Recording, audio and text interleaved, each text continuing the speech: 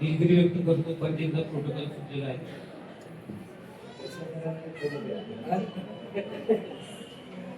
आजच्या या पशुवैद्यकीय विभागाच्या कार्यक्रमासाठी उपस्थित सर्व मान्यवर, पण या मंगळवार पंचायत समितीच्या नूतन सभापती पण ते काट सुमंत दादा, तसेच उपसभापती महोदय, सर्व म्हणजे गावातील सर्व उपस्थित मान्यवर आणि उमेदच्या पशुसखी ना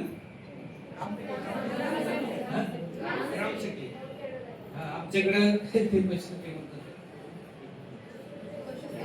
आजच्या या कार्यक्रमासाठी महिलांचं योगदान चांगल्या पद्धतीने लाभलेलं आहे. मी उमेद अभियानातच काम केलेलं आहे. मला या कार्यक्रमात आल्यामुळं माझ्या घरी आल्यासारखं वाटलं. कारण आतापर्यंत माझं काम उमेद अभियानामध्येच गेलेलं आहे. खऱ्या अर्थानं महिलांनी जर मनावर घेतलं तर कुठलंही काम अशक्य नसतं. त्यामुळं हे पशुसंवर्धनाचं सुद्धा काम, जे प्रचार प्रसाराचं काम आहे, ते आपल्या मार्फत निश्चितपणे चांगल्या पद्धतीने होईल. आणि ज्या काही पशुपालकाच्या समस्या आहेत त्या समस्यांचं निराकरण करण्याचं काम तुम्ही करावं, तुम्ही कराल ही अपेक्षा व्यक्त करतो.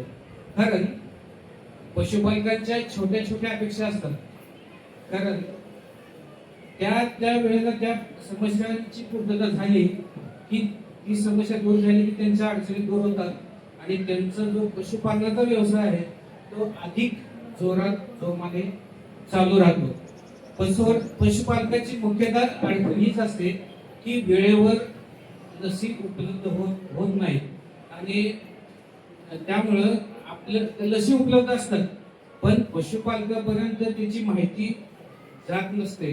त्यामुळं ती जर माहिती तुम्ही व्यवस्थितपणे पशुपालकापर्यंत पोहोचवली तर त्यांच्या जे पशूंचे आजार आहेत, त्यांचे लसीकरण आहे, या बाबींचं जर निराकरण झालं तर निश्चितपणे त्यांचा व्यवसाय निश्चितपणे वाढू शकेल आणि वाढावा अशी अपेक्षा करतो. माझे 200 संपवून जय हिंद.